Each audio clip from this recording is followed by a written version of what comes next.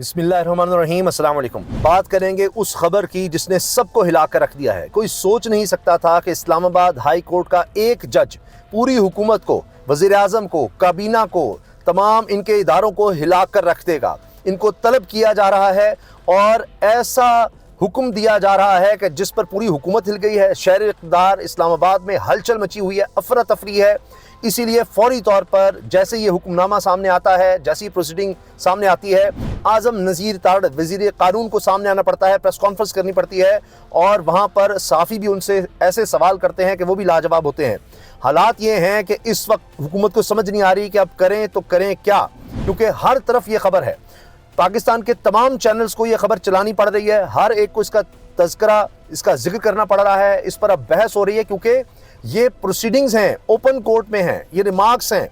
अब इनको छुपाया नहीं जा रहा, इनको दबाया नहीं जा सकता, इसलिए कि एक इस्लामाबाद हाई कोर्ट के जज ने ये बात कह दी है, ये रिमार्क्स दे दिए हैं कि जी हम अब हर हद तक जाएंगे। मामला है गुमशुदगी का, मामला है अगवा का, मामला है लापता होने का और एक शायर अहमद फरहाद का।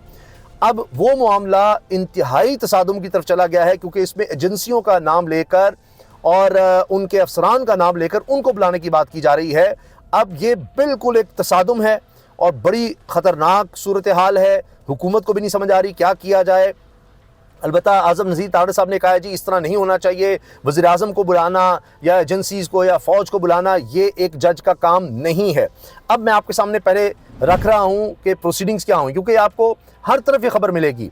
जितने पाकिस्तान के चैनल्स हैं, चाहे जंग, जियो, एक्सप्रेस, ARY, आज, समा, आप नाम लेते चले जाएं, ये तमाम चैनल्स पर भी खबर चली है और इनकी वेबसाइट्स पर और जो अखबारात की वेबसाइट हैं हर तरफ ये खबर मौजूद है। एक्सप्रेस न्यूज़ क्या कह रहा है, उन्होंने पूरा मतन जो इसका छापा है सामने लाए हैं। जो कुछ इस प्रोसीडिंग में हुआ है वो मैं आपके सामने रख रहा हूँ। एक तरफ ISI पैगाम भेज रही है, दूसरी तरफ कहती है फरहाद इनके पास नहीं अदालत। अब ये खबर लगी हुई है और इसी तरह से आपको हर तरफ मिल जाएगी। यानी बराह रास्त एजेंसी का नाम ले दिया गया है, बराह रास्त अफसरान के नाम लिए जा रहे हैं, उनको बुलाया जा रहा है, उनको कसूरवार ठहराया जा रहा है। अंग्रेज़ी में कहते हैं अनप्रेसिडेंटेड, ऐसा नहीं हुआ पाकिस्तान की तारीख में, इस तरह से नहीं किया गया और वो भी इस्लामाबाद हाई कोर्ट के जज की तरफ से। इस तरह से करना, जज हैं मोहसिन अख्तर कियानी साहब, उनके आप जब रिमार्क्स सुनेंगे तो आप भी यकीनन हैरान हो जाएंगे और इसी वजह से अब सब कह रहे हैं कि ये तो मामला तसादुम की तरफ जा रहा है। मैंने आपसे पहले अर्ज़ कर दिया था, आप मेरी वीडियोस देख सकते हैं, अभी शायद 2 या 3 वीडियोस पहले जो वीडियो लगी हुई है वो आप जाकर ज़रूर देखिए। मैंने कहा था कि अब अगला हफ्ता शुरू हो रहा है, शायद ये इतवार की रात को शायद हमने ये वीडियो अपलोड की थी कि अब आगे कुछ बड़ा होने वाला है, कुछ बड़ा होने वाला है। और आप आज के तमाम केसेस देख लीजिए, कहीं इमरान खान साहब की बरियत का मामला है, कहीं 3 हल्के खोलने का मामला है, वहाँ पर इलेक्शन कमीशन के ठहरे में नज़र आ रहा है। इस्लामाबाद वफाकी दारुल-हुकूमत तीनों हल्के जो हैं वो नून लीग के हाथ से जा रहे हैं क्योंकि इतनी बड़ी धांधली, इतना बड़ा धांधला था। वो कहानी आप देखिए बिल्कुल उल्टी होती चली जा रही है। और अभी आप देखिए आगे आगे क्या होने वाला है। ये पूरा हफ्ता बड़ा हंगामा खेज है।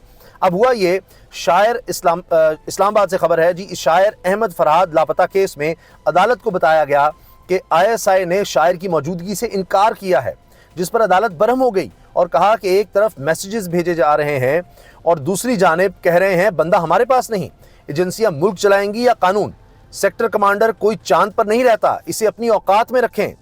एक्सप्रेस न्यूज़ के मुताबिक लापता हुए शायर अहमद फरहाद की बाजियाबी की दरख्वास्त पर इस्लामाबाद हाई कोर्ट में समाअत शुरू हुई।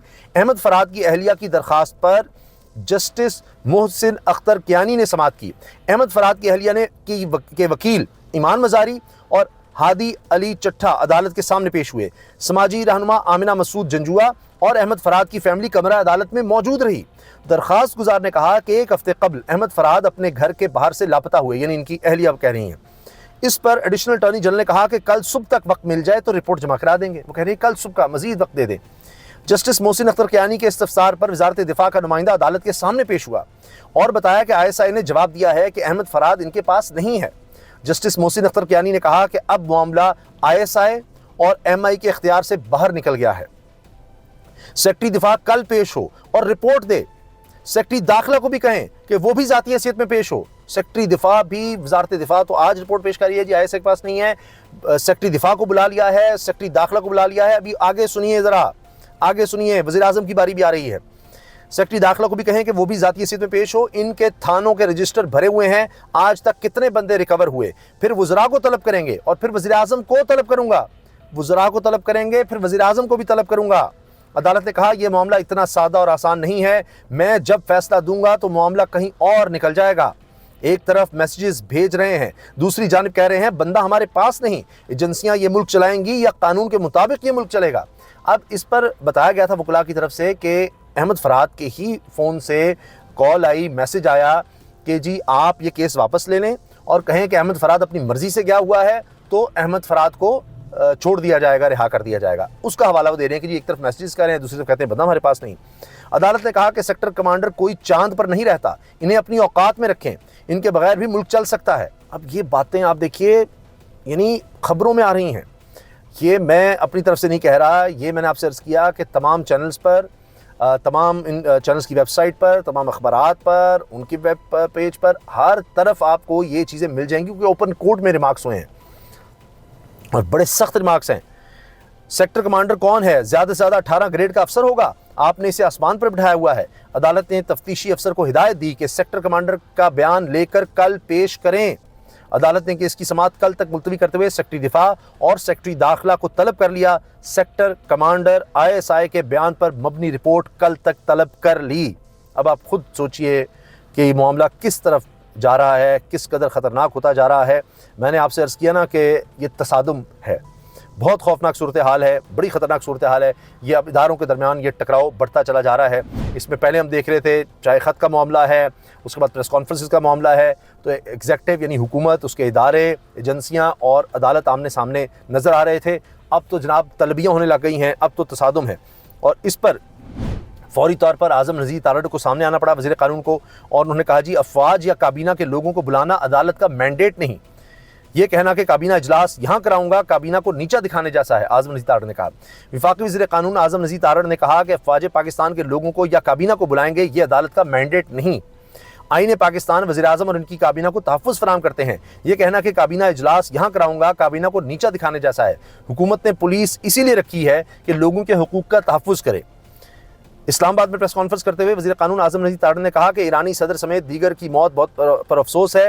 ईरानी सदर के इंतकाल पर पूरी कौम सुरदा है। वज़ीर आज़म ईरानी सफारत खाने जा रहे हैं। सदर मुमलिकत और वज़ीर आज़म ने ताज़ियती पैगामात जारी किए हैं। अच्छा, इसके बाद जनाब उन्होंने यानी इस पर ताज़ियत का इजहार किया और फिर जनाब कहा कि जी वज़ीर आज़म ने सोशल मीडिया के हवाले से अथॉरिटी के क़याम के लिए कमेटी कायम कर दी है। ये हम देख रहे हैं सोशल मीडिया पर पाबंदियों के लिए पंजाब हुकूमत भी लगी हुई है, वफाकी हुकूमत भी लगी हुई है, साफ़ी इस पर साहब एहतजाज हैं। अब पता यही है कि जी इस तरह के कानून लाए जाएंगे ताकि इनको पकड़ा जा सके। और इलेक्ट्रॉनिक मीडिया तो कंट्रोल्ड है, अब डिजिटल मीडिया को भी कंट्रोल करना है, सोशल मीडिया को भी कंट्रोल करना है, उसके लिए सारा काम हो रहा है, उसके लिए कानून साजी हो रही है और ये अब मामला उस तरफ जा रहा है और साफ़ी इस पर एहतजाज कर रहे हैं। बाकी इनसे सवाल जवाब भी हुए और इन्होंने फिर बात की शायर अहमद फराद के हवाले से कि जी उसकी गुमशुदगी का केस चल रहा है, इस पर जो रिमार्क्स आए हैं उस पर इन्होंने शदीद एतराज़ किया है।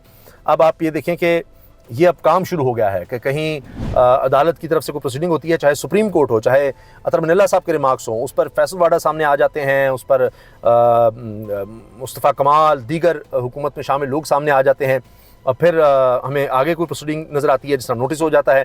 तो यानी अब हो ये रहा है कि कोई भी फ़रीक पीछे हटने को तैयार नहीं। हुकूमत अपनी जगह पर खड़ी है, अदलिया अपनी जगह पर खड़ी है और ये अब तसादुम जो है लगता है कि ये ऐसी जगह पर पहुंच गया है कि अब ये मामला मज़ीद गंभीर हो रहा है और मुझे लगता है कि कोई भी अभी पीछे हटने की पोजीशन में किसी भी तरह से है नहीं। अब सिर्फ ये तसादुम ही है और आप सोचिए कि क्या मुल्क में फिर हालात इसके साथ बनेंगे। इजाज़त दीजिए, अल्लाह हाफ़िज़।